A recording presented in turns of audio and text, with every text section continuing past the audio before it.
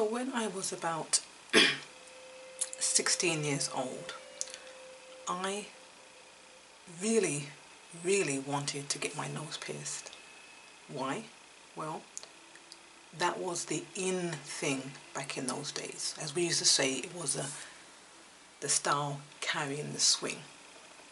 And I remember seeing a lot of other girls with their nose pierced, and I really liked the style. So on some weekends I used to go to see one of my older sisters, and she had her own flat, so my mum used to let me go and spend the weekend with her. So one weekend I was determined that I would pierce my nose when I went to visit her. And I said to her, "Oh, by the way, I'm going to pierce my nose." So she looked at me and said, "Did you tell Mum?" So I'm like, "No." So she just gave me one look, but she didn't say nothing, right? So she left it at that. So, you know, she was there in her flat doing whatever.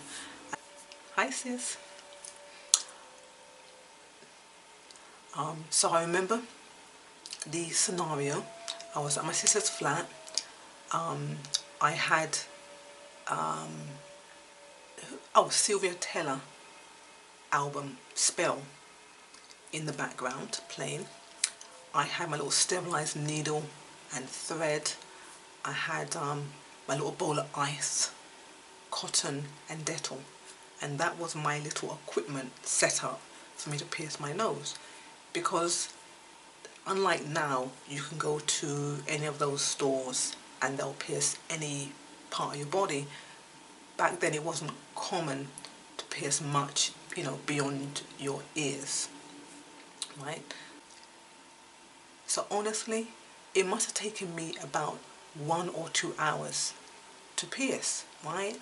Had to put it in gently and just keep piercing and piercing and piercing. So my sister would be walking in and out, and she kept saying to me, "You haven't finished yet?" I'm like, "No," right? So anyway, I eventually got it pierced, right? So here I am, feeling very happy because I got my nose pierced. You know, all the things you want to be in your teenage years. So the big issues now is, how do I pull this off at school, and how do I pull this off at home? So school first. So I was in school and in assembly actually, and I noticed that my head of year kept looking at me, right? So back in those days we had, in my school we had a headmistress, and then we had a head for each year. So my head of year kept looking at me, and I'm there in assembly trying to be low-key, trying to play it off like nothing was wrong. So at the end of assembly, he called me to one side, and he looks at me and he says, you know, said my name, and he says to me, "Are you aware of our school policy regarding jewelry and dress code? We had to wear uniform back in the days, and keep our shoes to a certain height, couldn't wear jewelry, had to keep the nails low, no makeup, you know, all that type of thing." So like, yeah, because I had already gone through the scenario in my head and already knew what I was going to say. So I said, "Oh yes sir, I'm aware of the policy. I don't see anything wrong. I'm wearing my uniform. I was in code according to uniform." So I said, "So is anything wrong?" So he says, "Well, I see that you're wearing jewelry in your nose." So I said, "Oh," this. I said, "Oh no sir, this is not jewelry." I said, "No, this is a cultural thing, something that we have to do in my culture when we reach a certain age, and it's for, you know, that purpose." I said, "Weren't you aware of that?" So I knew that he felt a bit embarrassed, because I went to a primarily white school, and there were only a handful of black kids in the school at that time, so it wasn't very diverse. So he didn't know how to handle that. So I said, well, sir, do you want my parents to come up here and to have to explain it to you if you're not going to allow me to wear it? Right? And he's like, oh, no, no, no. There's no need for that. Okay, if it's for cultural reasons, that is fine. I said, okay, sir, thank you. Now I know, right, that I shouldn't have said that. I know it wasn't the case, but when you're a teenager, sometimes you just do things that, you know, you can't really explain later on in life. But that was pretty much how I handled school. All right, so now the home thing, okay?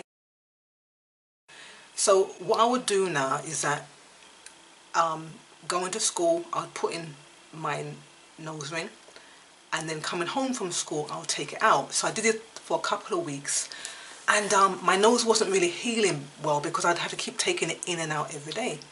So one week, right, I had netball practice, and I had gone to netball practice after school and then had come home and I forgot to take it out. So there's me going inside my house. My mum was home, so I put my head in the door. Oh, good evening, mum. She turned around, oh, good evening. And then I see a door double take. What's that? So I'm like, what's what? So I'm looking at him saying, well, what's what? So I'm like, what's what? What do you mean, what's what? I'm like, what's what? What? So, and I really, it wasn't dawning on me that, you know, about the nose. What do you mean, what's that? So she jumped up, right, and she grabbed me, and she's looking all in my face. What's in your nose? So I'm like, um, completely blindsided. I didn't have any defense, no little story to help me out there, right? And I know it's your mum, so boy, that's a whole set of drama right there and then. And she started to go on and on and on, right? So I'm like, okay, all right, beating next. That's what I'm thinking in my head. All right, you're going to get beaten for this, but you know what? I'm going to keep my earring in, right? I'd rather take the little beating, but keep my little style going, right?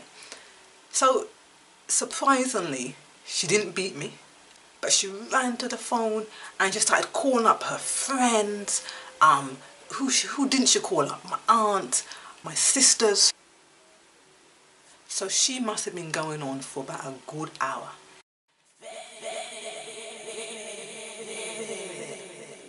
Long story short, she didn't have much to say to me after that. You know, she just kind of simmered down. And surprisingly, I didn't get beaten. I never took my earring out. I just continued, and you know, life went on. But when I look at myself now, and I joke with my mum now, and I say, Mum, do you remember when I pierced my nose? And she's not even paying attention to me now. You know, I laugh about it. So, okay, so what's the point now? Beyond just a funny story about piercing my nose. So, in hindsight,